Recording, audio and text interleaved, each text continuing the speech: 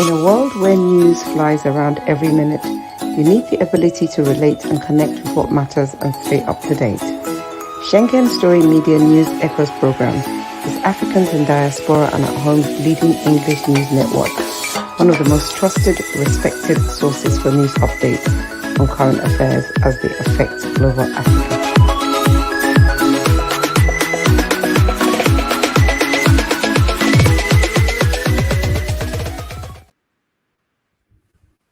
Good day, viewers. Good day to you all, wherever you may be hearing us, watching us.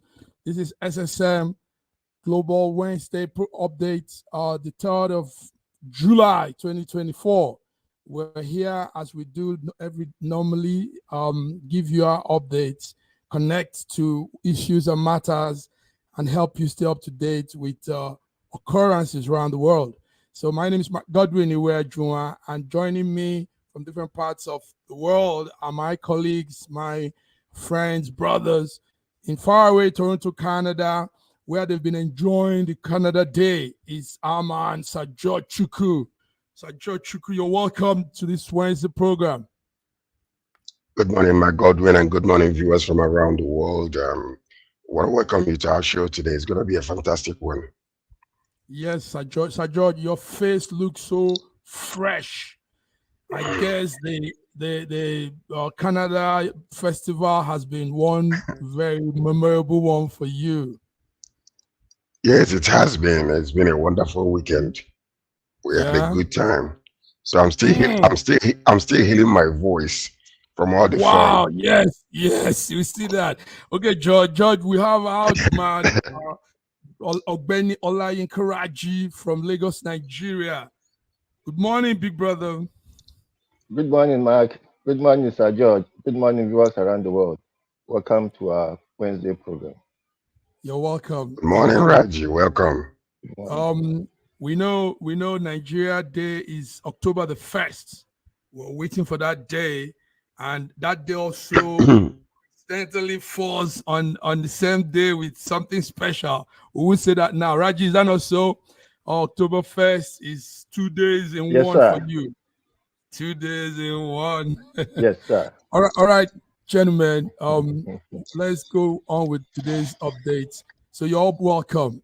This is our Wednesday Global Africa update. We give our stories, we report issues, and put it in a perspective way where people can also grasp what's happening. Let's begin with what has become like a very, very terrible, gruesome action in Nigeria.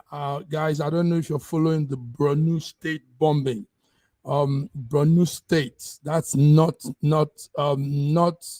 east of Nigeria, Borno State.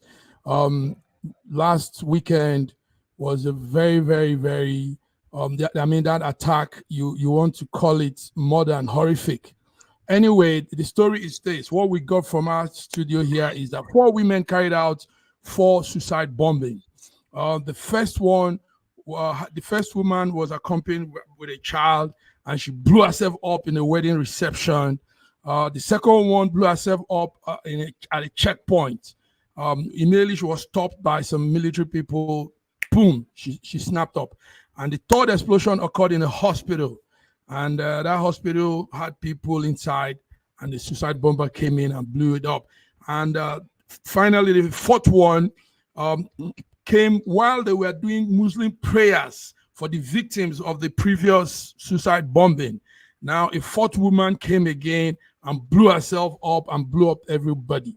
So this is serious. Suspected female bombers is making us check into this whole Boko Haram activity, even though no exact organization has claimed that whole horrific action, but we know who controls that part of. George, what are you following with that story? Last weekend, suicide bombers, 4 of them. Like I once said before.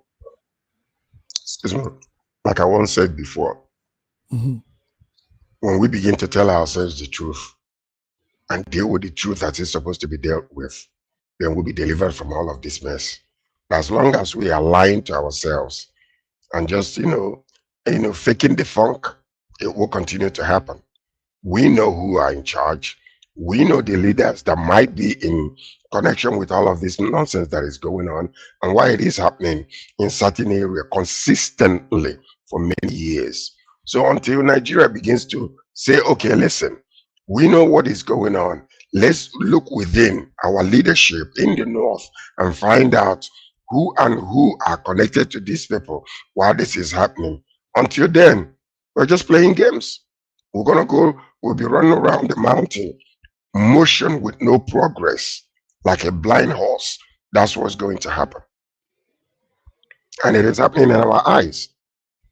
Motion with no progress, and that's what's going to happen. Yes, it's sad. A new study that has been done by groups has found out that Boko Haram is now using women suicide bombers.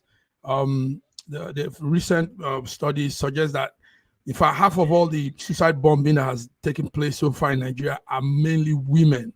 Women, and where are those women coming from? Where are those women coming from?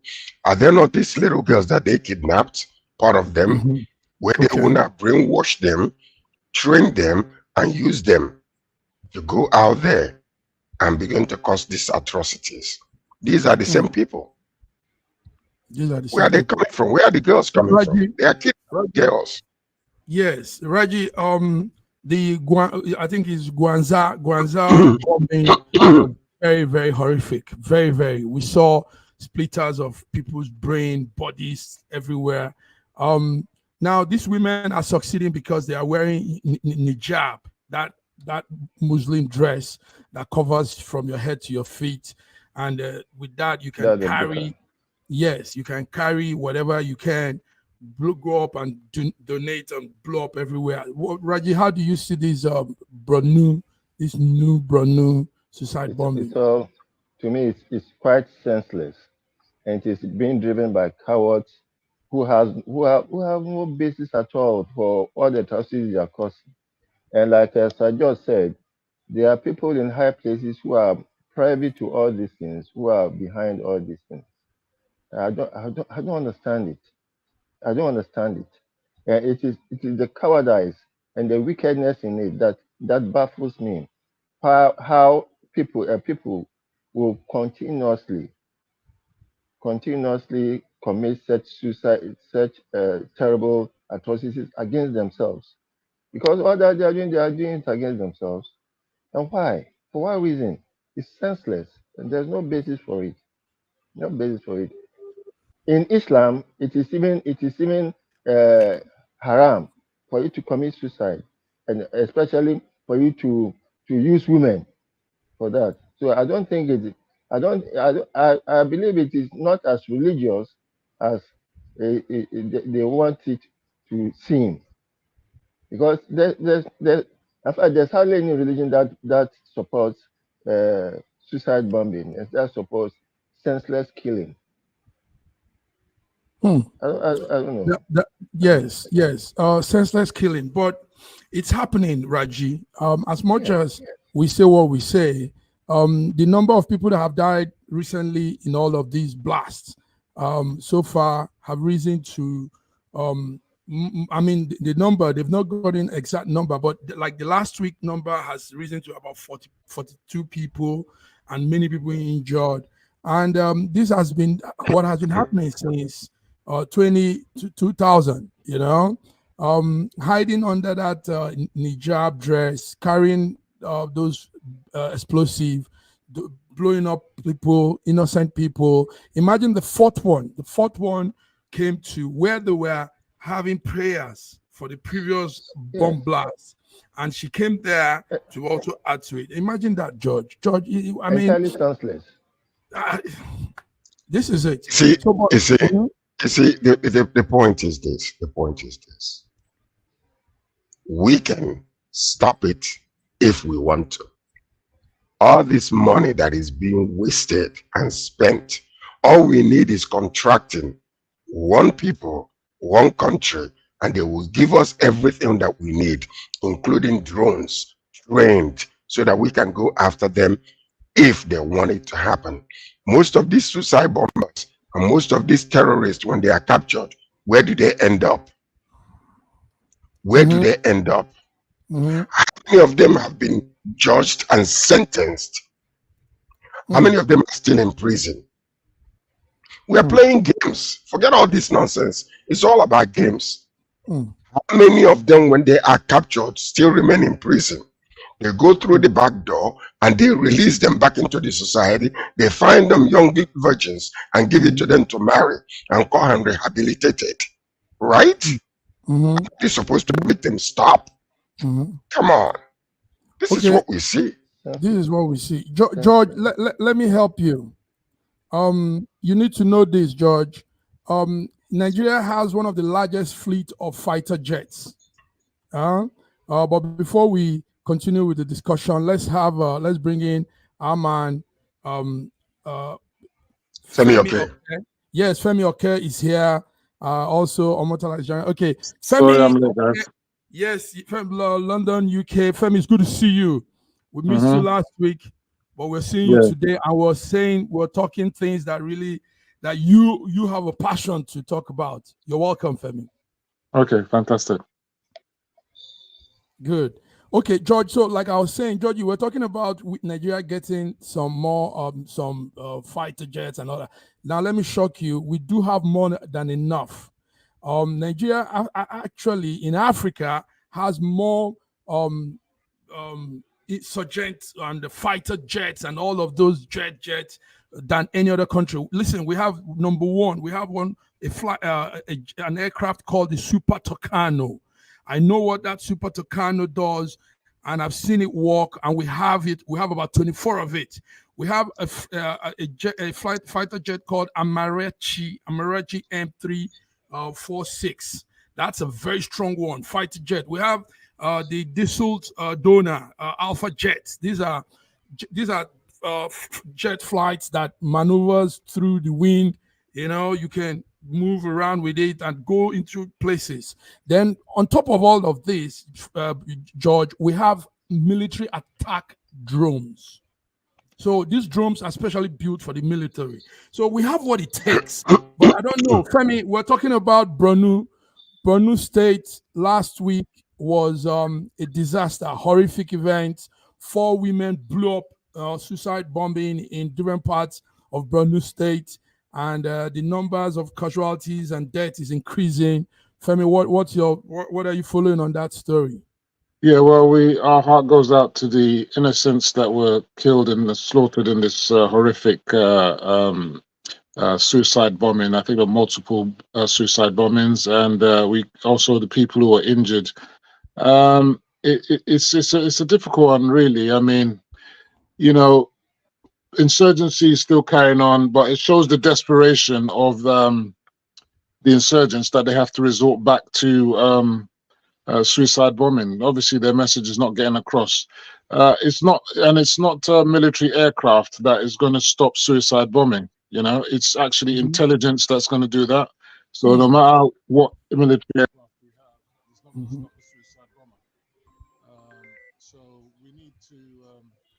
Femi, your volume is okay. So intelligence is really where it is at. We need to improve on our intelligence. We need to spend more on our military and intelligence, unfortunately. But it's a very difficult one because the monies are not there for the government to just spend and spend and spend. And I think it's down. I think the president said it's down to the North to come together in unison to fight the scourge of terrorism amongst them, because everything is local. You know, it's just like in the Southeast. It's going to be down to the people, because a lot of them are harboring these insurgents, especially in the North too. They're harboring them. So if you want insurgency to end, there must be a change of mindset amongst the people themselves to root out the cancer from within. You know, that's what really needs to happen. And unless and until that is done, you're going to keep on having remnants of these insurgents. And some of it is politically motivated as well, to destabilize government. And also some of it also is to keep funding going on, because people say that some people are benefiting from the IDP camps, from the insurgency, from the turmoil. There's a lot of moving parts going on here. So, you know, it's not as straightforward as that. You know, it's not just an easy, just put money and it's going to solve the problem. Yes. Let me tell you something. Let me tell you something. Yeah, can I just come in here? Okay. These are nothing but excuses that we are giving. Excuses that we are giving. Excusing the federal government and their responsibility. And just turn around and say, oh, let's deal with the state government, the eastern part, the northern part, all those things. It is the responsibility of the federal government to protect their people. So when we are saying we don't have any money, well, we have enough money to send 93 billion naira to Haji. We have a lot of money being spent unnecessarily when we could have actually put it to save lives within. So let's stop giving those excuses. The bottom line to it is this: if we are serious, we can train our people. Look at the drone that they used last. They went and bombed a lot of people that were, in a wedding. Is it because they know what they are doing? Let us train our people. Let us use those things just the same way that these terrorists are using, bombs, attaching it on the women. That is a crying shame to our nation. So let's stop giving those excuses. If the Northerners are harboring them, let's bring intelligence. Let's train and find out where they are and they eliminate them, like you said, like a cancer. So we should not excuse the federal government, because even the president himself is telling you that, we're going to take care of it. We will. And this is what we are hearing every month. And it's happening repeatedly. Look, I think I need to put them to save lives. So George. Okay. So George, you've already mentioned it before that we are playing games. The people know who these terrorists are, and they live within themselves. There has to be something structurally made so that each area will know that you have a responsibility to keep your area safe, and therefore whatever you have to do. How is it easy for insurgents, for bandits to just move around and take control of wide areas of spaces? Why is it so easy? Where is our military? Where is our so-called military intelligence? They know all these things. They know all these things, and they are playing games, as you said, George. Look, they know. Okay. Look, I'm just not a part of this kind of analysis that just sounds like fake news to me. Nigeria is a massive country of how many millions of kilometers? The manpower is spread out all over the place. Problems everywhere in every state practically. We don't have the manpower, we don't have the weapons, we don't have the facilities, we don't have the intelligence, we don't have the facilities really to really tackle this thing. But we can deceive ourselves and say we have, but that's fine. One Tucano aircraft is about $10 million. $10 million for one aircraft. Okay, so that we don't. But we have them. Let me finish. We don't have enough for the size of a country. How many different locations? Tucano aircraft is not even a solution anyway. You really need military helicopters that are going to be rapid response kind of things. You need air bases No, Femi.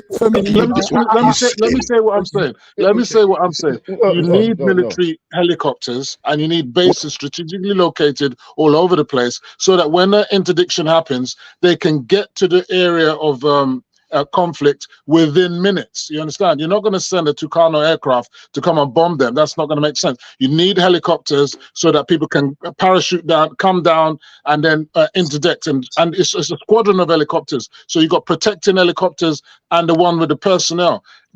You're going to need several squadrons of those in every single state. And if you start adding up the money, you start adding up the money, because most of it is in dollars. I don't know where that money is going to come from when people are hungry and starving as well.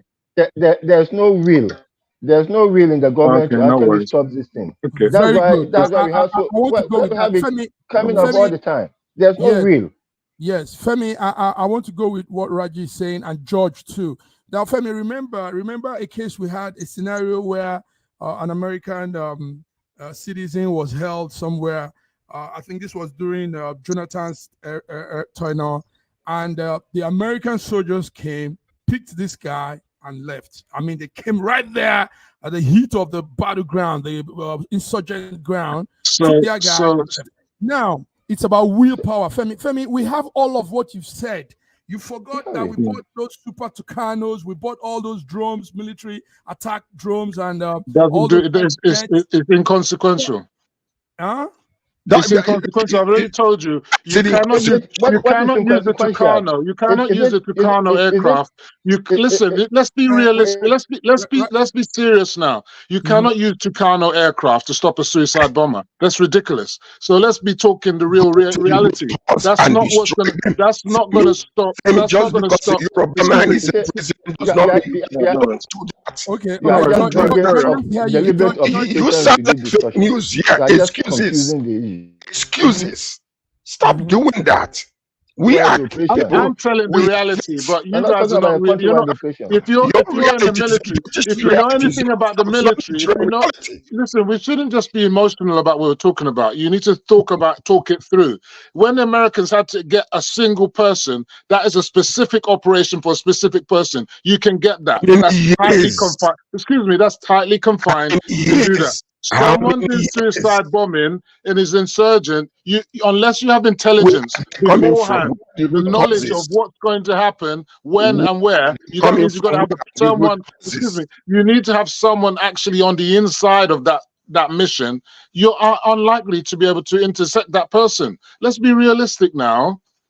This is not British realism. We talk about real things that are happening daily. Okay, no worries. All right. The government can do it. The government can do it. Yeah, the government can do it.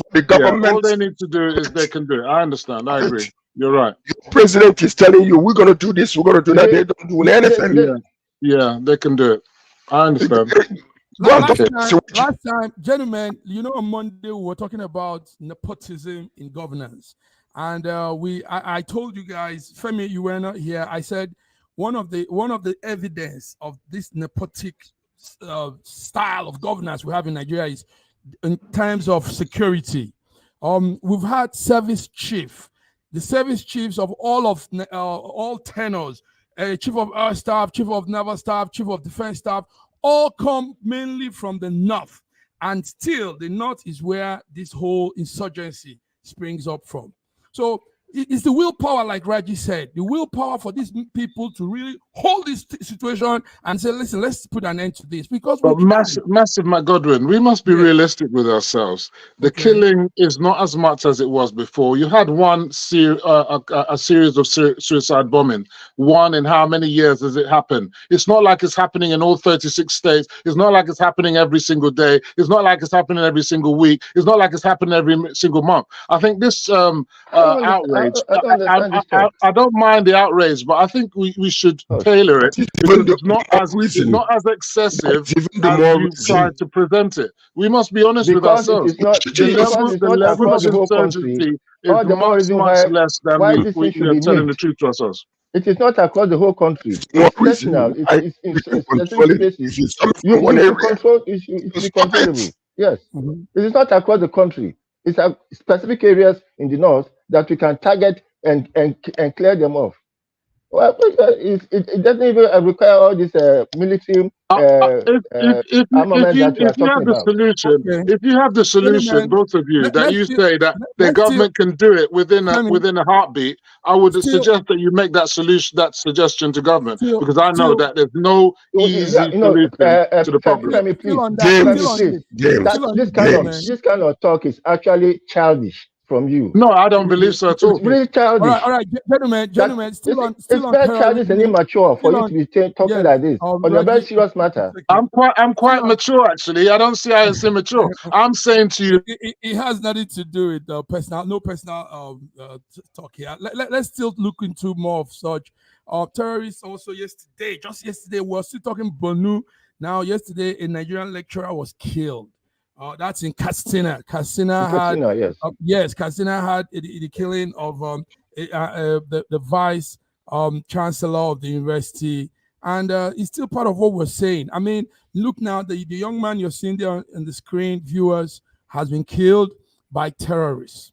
Katsina University lecturer, dead. I mean, they killed him. They kidnapped two of his children, and all of this is happening right under the watch of the chief of army staff, chief of naval staff, and all of these chiefs. And we're here. Femi, it's more than giving excuses, man. Okay, Femi, go ahead. Femi, go ahead. This is what I'm saying. I keep saying this. We must be realistic. Are you actually trying to tell us now that the military should be in every nook and cranny of Nigeria, that should have intersected that and stopped every single incident? That's impossible. I don't understand how we're trying to make out it's possible. It's not possible. Even ordinary criminality, ordinary criminality happens on a daily basis. People get killed every day, everywhere on the planet. You understand? You cannot interdict every single incident. So what you need to look at is as a holistic image. What is the general trend of insecurity? Is it as dire as when we had Nyanya bombing and all the other things? It's not actually. But if we want to pander to the public and make out like, it's the government is useless, then by all means, let's do that. But I'm telling you, that's not the reality of life for majority of Nigerians. You are sounding like a government spokesman. I'm not talking about government. It's nothing to do with government. I'm talking reality. I'm talking the reality of lives to majority of Nigerians. Rasaki, no one, Mr. Olayinka, Raji, no one's coming to kidnap you, and no terrorist is coming to kill you anytime soon. So that's what I'm saying. The reality of most Nigerians is that they're not going to succumb to terrorism. That's the truth. They're in isolated areas, especially in the northeast and the northwest, and some incidents in the southeast and the south-south. But it's not everywhere. It's not every state. It's not every local government. It's not every village. So let's be realistic and tell us what to do. Let's leave this topic. We will continue on this. We hope the death rate doesn't increase. So far, 42 people, sad. But that is it, viewers. Borno State Suicide bombing. 4 women carried different attacks last weekend. Can I interject for one moment? Let's go ahead, Judge. Question. Number one, we know. Look at when all these things started. We know what the strategy is to move people from the central part of Nigeria to replace them. It's been happening, and there is also Sambisa forest is being protected because of the minerals that are there. Flights are going in and out from international world. What are they doing? So you see, all these little games we are playing, excusing the government. Now listen, it's highly probable that the government itself cannot do anything, because it's almost like if you go after them, they'll come after you. And that is those that are in the government in the north. They know what they are doing. It is nothing but a game. If you are saying it's not happening in 36 states, we know where it's coming from. It's called Boko Haram. They are in line with ISIS. We can stop them if we want to, but they don't want to stop them. That's why you arrest them, you take them out after a few days through the back door, release them back into the communities, because they want their brothers. All right, Judge. Thank you. Femi is, he's been giving us that. I've tuned out. It's better for you to tune out, because you don't hear. I mean, diverse opinion, diverse views. I'm not. Let's get on something before we go on the short break. It's a quick alert. Gentlemen, the cholera outbreak is still moving. Nigeria so far has claimed cholera has claimed 73 lives so far, and they say it has now spread to about 33 states. Raji, do you hear these numbers? We have 2,100 and something suspected cases, and it's also spread around 122 local government areas in Nigeria. 33 states now have cases of cholera, so it's not a joke. Viewers. The last time the Ministry of Health spoke, said some drinks could be avoided, the Zobo drink, the some of those kunu, some of these things, and also for us to be very watchful of our hygiene. Raji, I don't know. Do you have any update on this? This is what we're hearing this Yes, morning. I heard about the spread to other states, Spreading very fast. but still, there's nothing much that the government can do other than to continue with the publicity and telling people, please be hygienic in whatever you're doing. Thank you. So, guys, please be on guard. We're together. I know we're all passionate about our country. So let's come back. Let's come back to more stories again. Thank you. SSM's Wednesday Global Africa program brings to you our news stories, exclusive reporting, and SSM perspectives on the day's top news. Plus, the inside scoop on Africa's most important developing stories. Join us on Wednesdays, 11 a.m. West African time.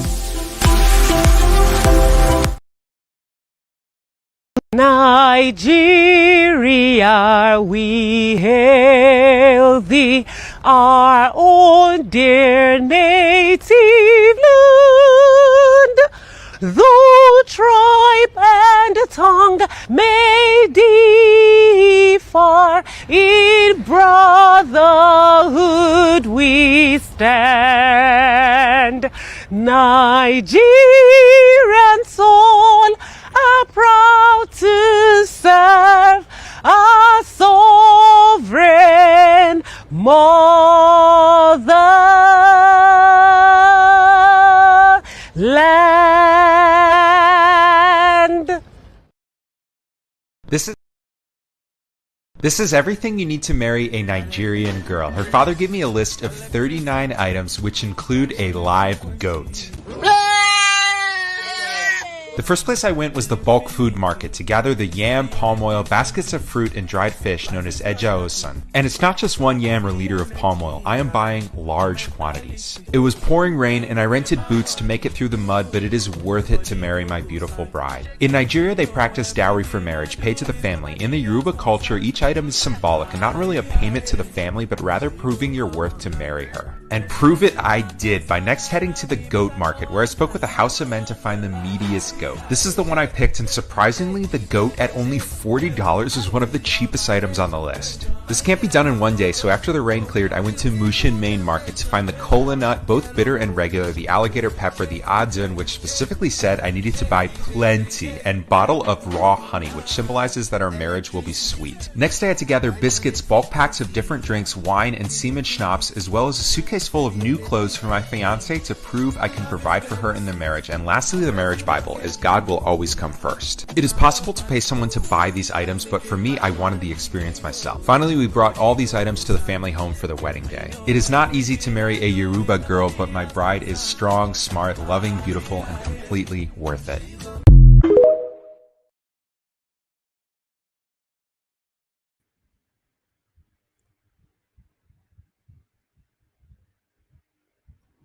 Yes, viewers, you're back. We're back to our Wednesday African Global Update. And I'm here with my colleagues, coordinators, correspondents, and friends from different parts of the world. George, are you there? Femi, okay, Yes, are I'm you here. there? Yeah, Okay. I'm here. Thank you. Yeah, Raji, are you there? Good.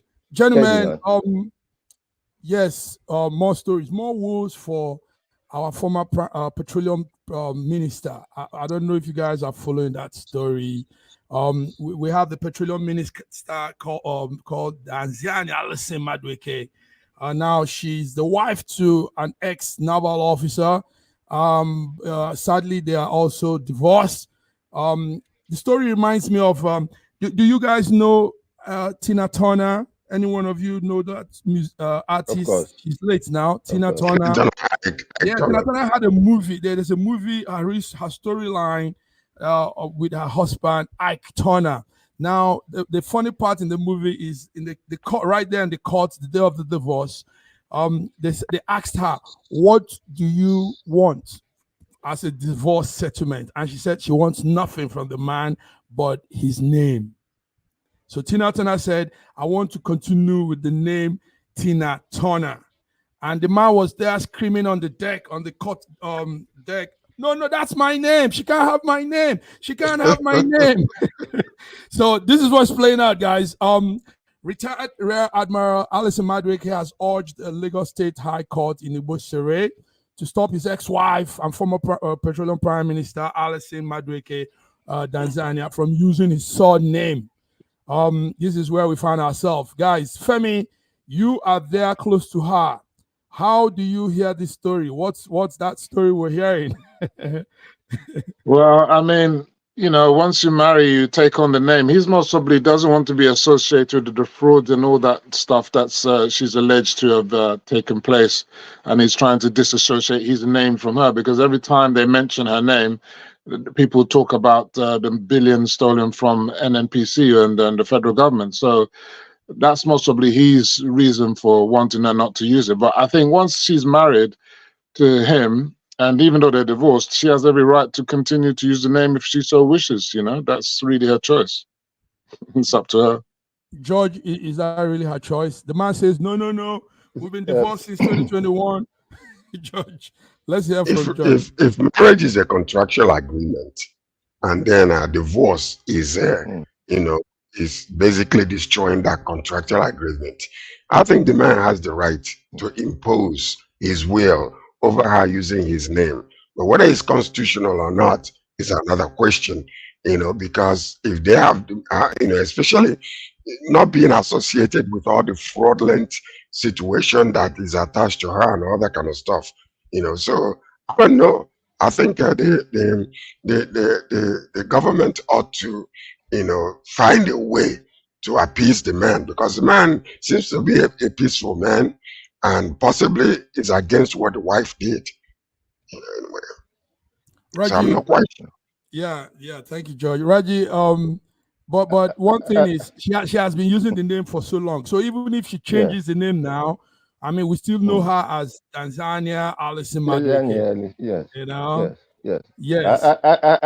I don't think the man should lose sleep over it. She was once your wife. She bore your name.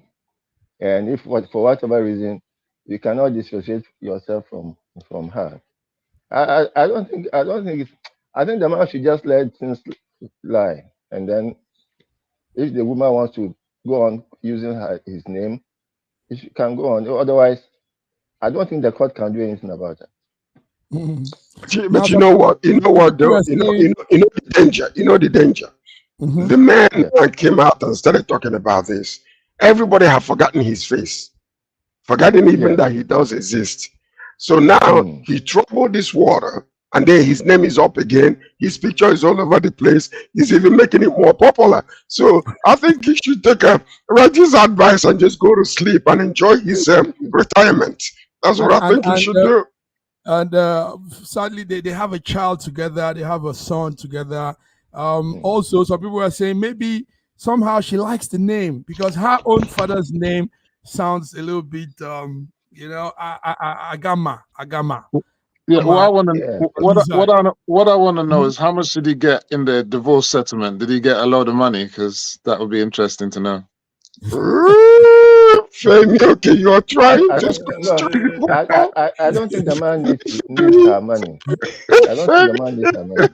Anyway, guys, viewers, you're trying to cause trouble. The retired Rear Admiral Madueke says the wife should stop using his name, and he's through with her. Sad story. Yeah. So let's look something again, Femi. Also, let's not leave the fact that this woman actually did some havoc. This woman embezzled government fund to billions.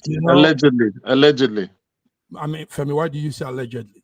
Because she's not been proven guilty yet. She's not been made guilty. She's not guilty yet.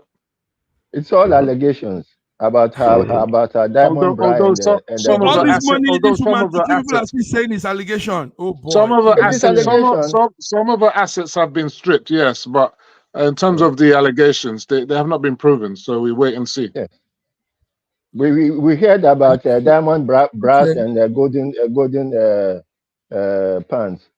It's all part of the story. All the house, all the castle, and Okay, this is it. Sorry, yeah. I heard the case from Obla or whatever his name is, who was accusing a government official of having $69 billion in his account. That's fake, 69 billion. fake That is news. ridiculous.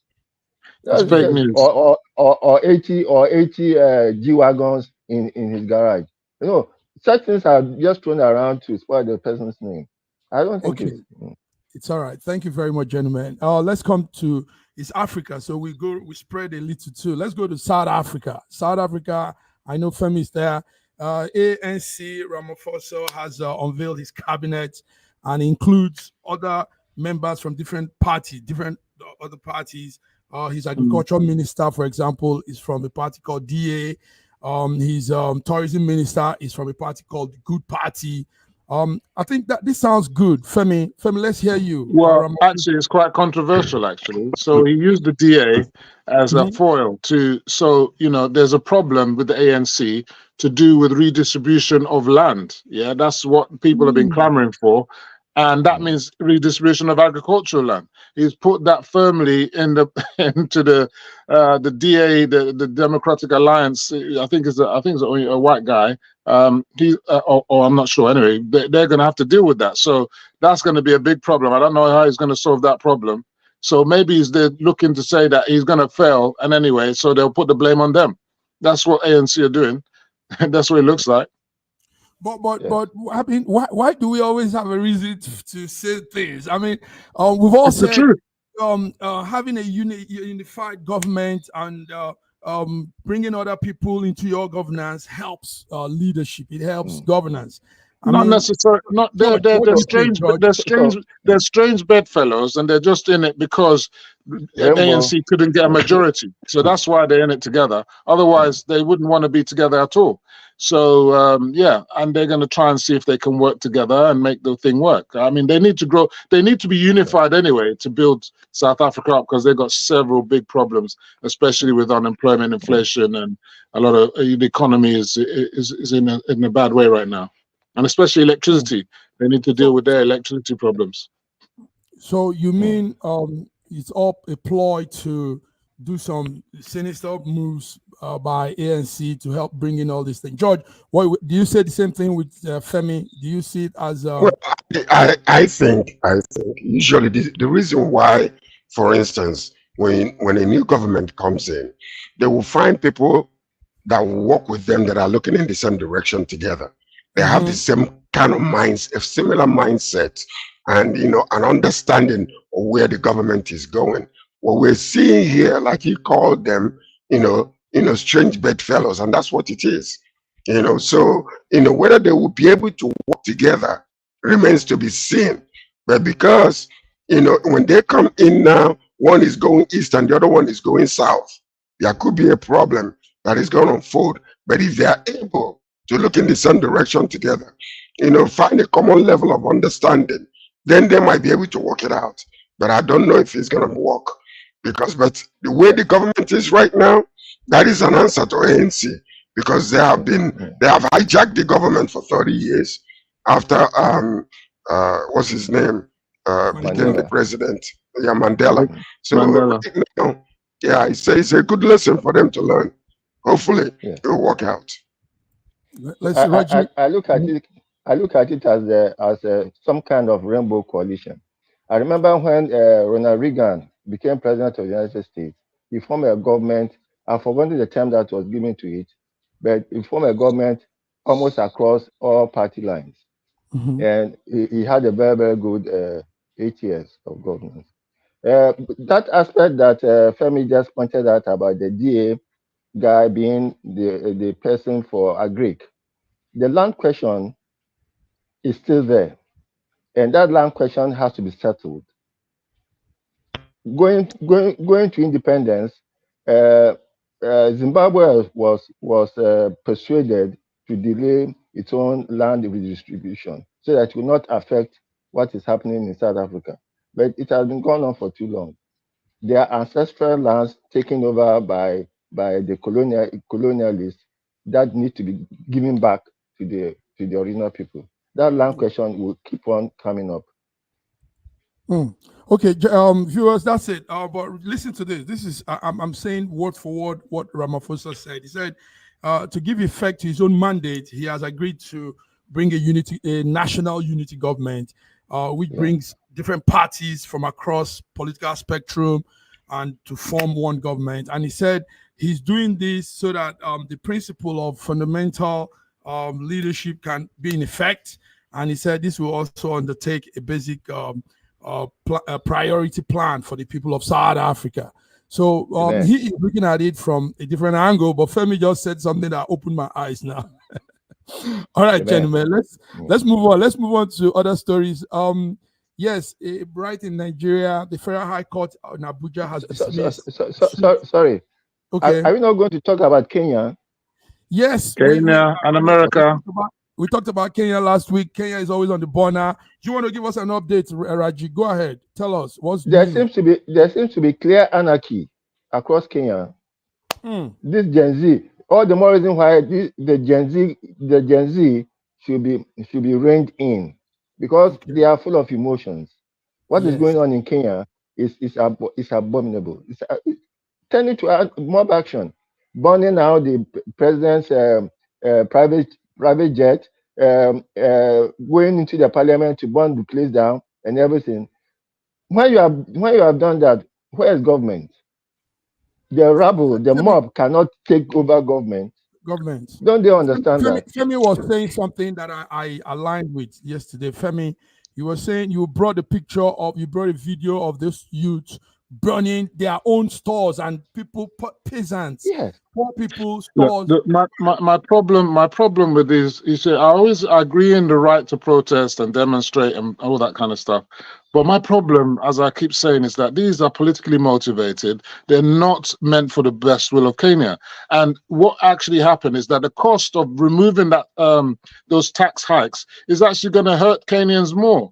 And now with what they're doing is they always get supposedly hijacked by other forces, because first of all, it was a protest about ending the tax hike.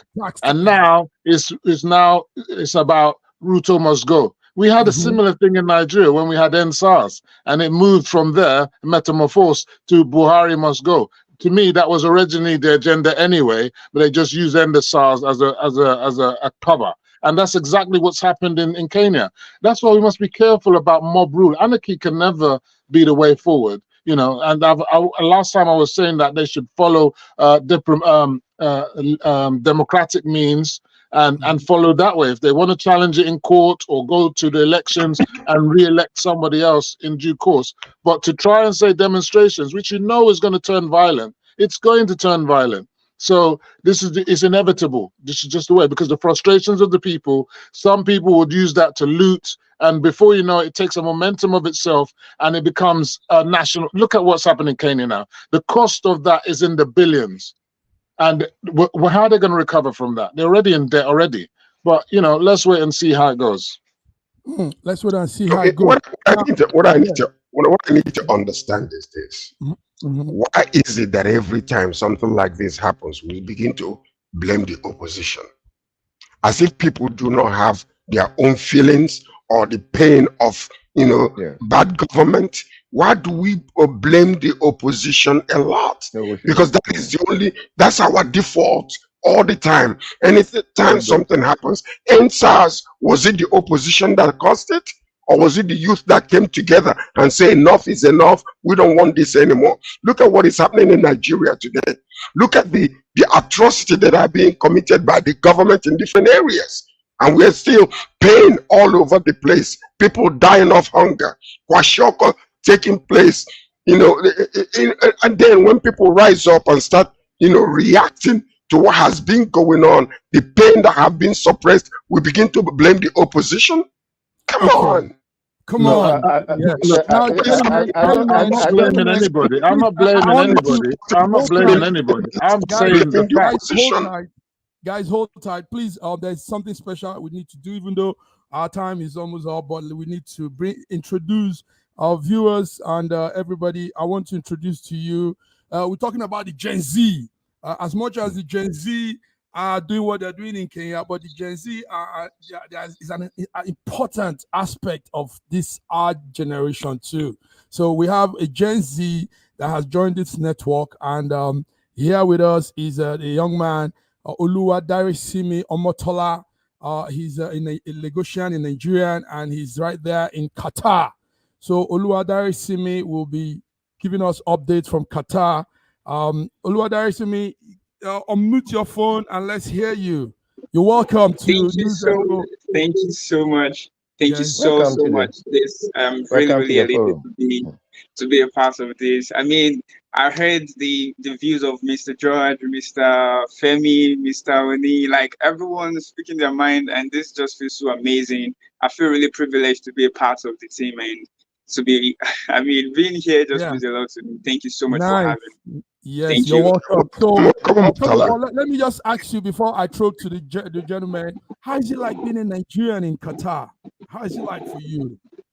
I mean, it feels so awesome. Like everywhere you go to, the organizations you work into, they just ask you where you're from. And once you mention you're from Nigeria, there's just this, there's a special way they look at us. I know we have our own bad sides when it comes to being Nigerian out there, but like there's just something about us that they enjoy so much. I mean, there's some organizations that literally just employ Nigerians. They want Nigerians because of our resilience, the way we handle stuff. Like they just want to see us around. So it feels so good to be here, and I'm enjoying it. I'm enjoying being Nigerian. Nice. Okay, let me open to Femi, George, Raji. This is our man. He's going to be with us, and yes, Oluwadare Simi. So, what do you guys have to say to him? Well, like we say in the Yoruba, welcome to this program. Femo, right, that's your brother. Well, it's good to have the Gen Zs here, and we'd love to hear his opinion, because obviously we see what's happening in many countries. They seem to have a completely divergent opinion about what's going on and how to solve our solutions. But it's good. Some of them are quite creative, and we'd love to hear from him. Nice. Thank you so much, Mr. Femi. I appreciate it. Well, we just want to welcome you. It's a fresh new appearance, and we just want to ensure that you understand that we welcome you wholeheartedly, and you joining us. We'd love to hear your own ideas and the way you see things from the Gen Z, perspective. So welcome. It's such a pleasure to have you with us. Thank you so much. Welcome. That's so mind-blowing. I'm grateful. Thank you. Nice. Okay, you're welcome, Omotala. Let's go back to one last story before we call it quit, guys. Femi, you were saying this yesterday, Nigerian fiscal imbalance. Something is happening. It's not going right. Tell us, give us updates, Femi. What's the situation? We always talk about the leakages, the corruption, and all this kind of stuff, but we don't focus on the real issues. The population of 230 million, and growing every single day. Our national federal budget is less than $30 billion. This is scandal. It's not enough to do anything. I mean, I hear the other Raji and George saying the government must do this. The government, $30 billion can't buy jack crap right now. You understand? It can't feed a nation, that's for certain. It's not going to provide electricity, and it's not going to fix the roads. So we need to start ramping up. We've got a gap. There's a infrastructure gap in the like over 500 billion. You understand? And where is this money going to come from? This is the thing. And until we start addressing that, we're never going to move from our subsistence economy, because that's basically what we have. We're just a cap in hand economy. You remember that a third of the budget is deficit funding, and a third of that deficit also goes towards paying interest payments and repayments on the loan. So in effect, the government is spending $20 billion to do everything. And I want to hear people tell me that that's more than enough for Nigeria. That's a joke. It's a pathetic amount for a country of 230 million with the developmental needs that we have. We need to ramp that up to about $100 billion. At least that's what the government needs as a revenue to even begin to start addressing things.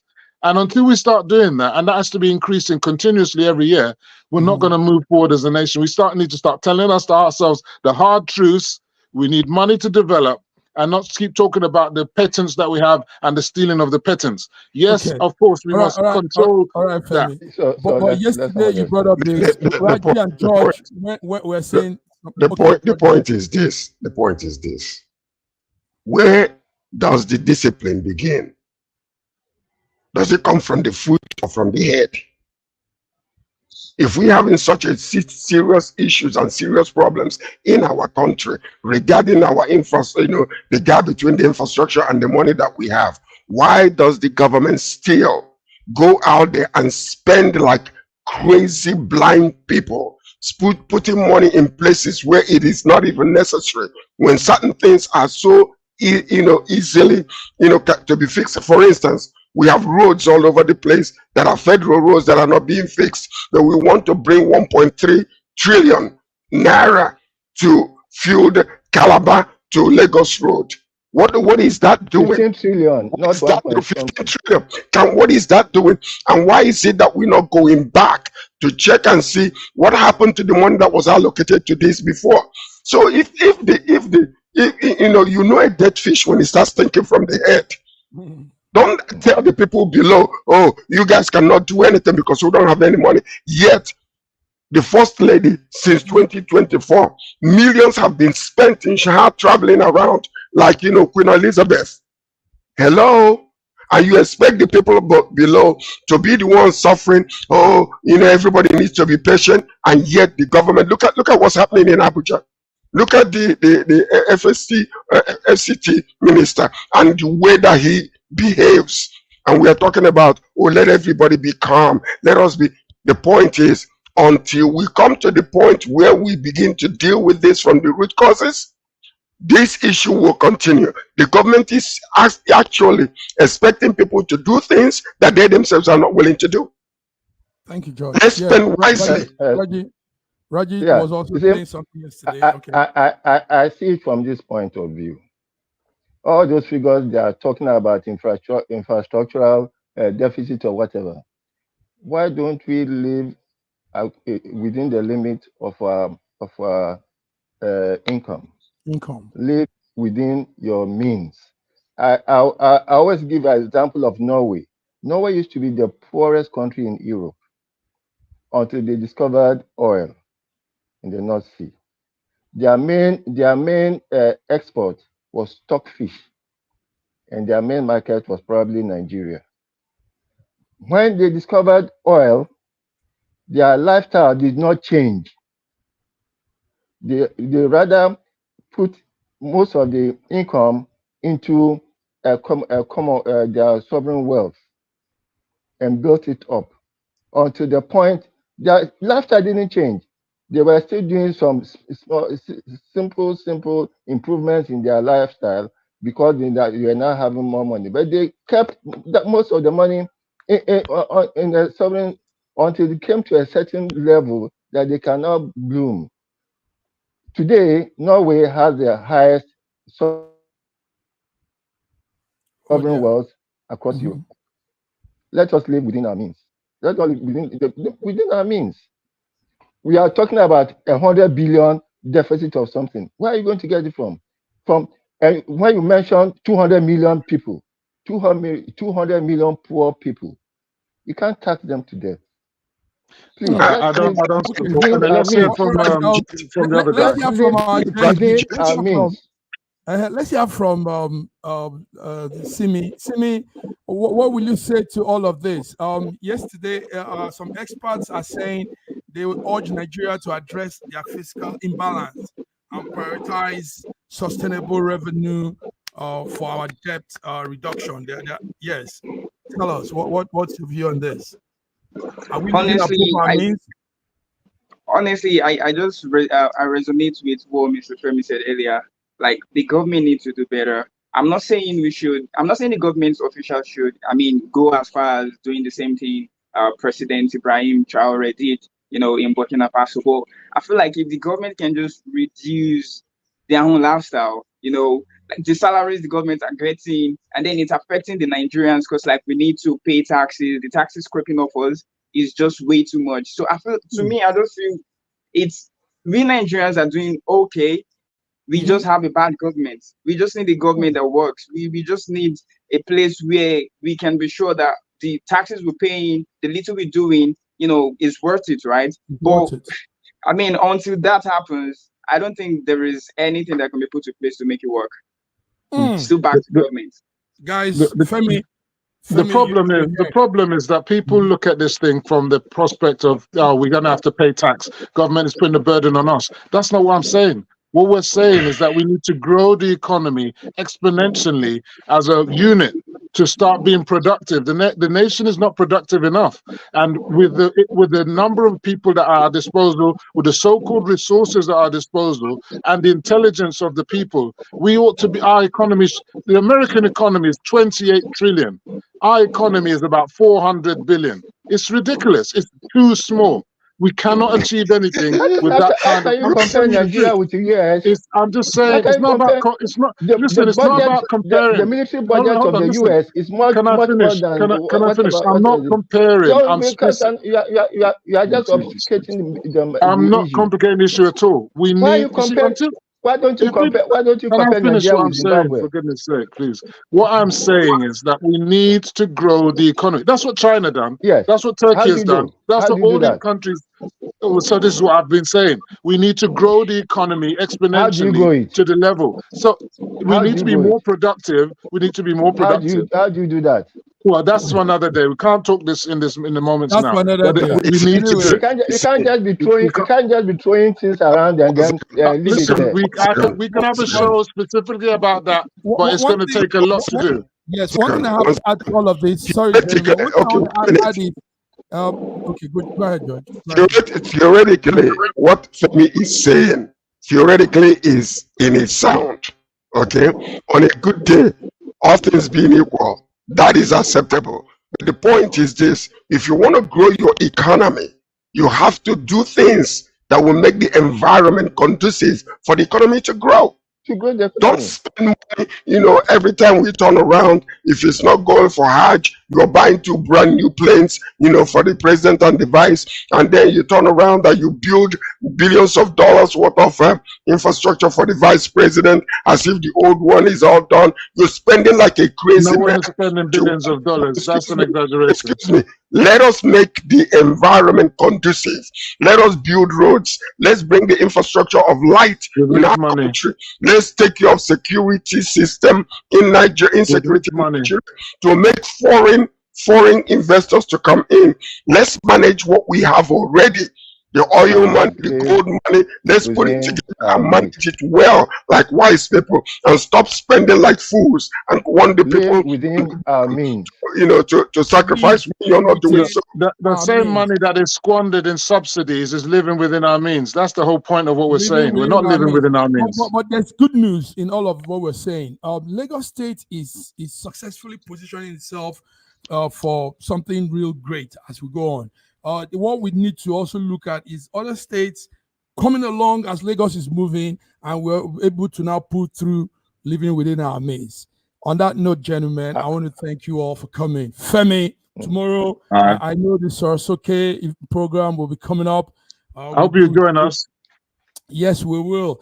George takes his time, wake up early morning, 5 a.m. to be here. George, we thank you for putting this effort in this. And Raji, the big man in Lagos, Nigeria, thank you for coming. Thank you. Now, viewers, we just introduced to you Gen Z. We need the Gen Z. They are a very important number. Yes, a very important figure in whatever you're doing now. I mean, see what they're doing in Kenya, taking over. You know, even though in a raw way. You didn't mention Donald Trump. You didn't mention Donald Trump. No, we're coming on Friday for that. On Friday for international news. Yes, Friday is international. So thank you. The trumpet shall sound. The trumpets shall sound. Yeah, American democracy. American democracy. Okay. All right, guys. I'm excited about America. Have a beautiful week. See you on Friday. All right. Bye. Thank you. SSM's Wednesday Global Africa program brings to you our news stories, exclusive reporting, and SSM perspectives on the day's top news. Plus, the inside scoop on Africa's most important developing stories. Join us on Wednesdays, 11 a.m. West African time.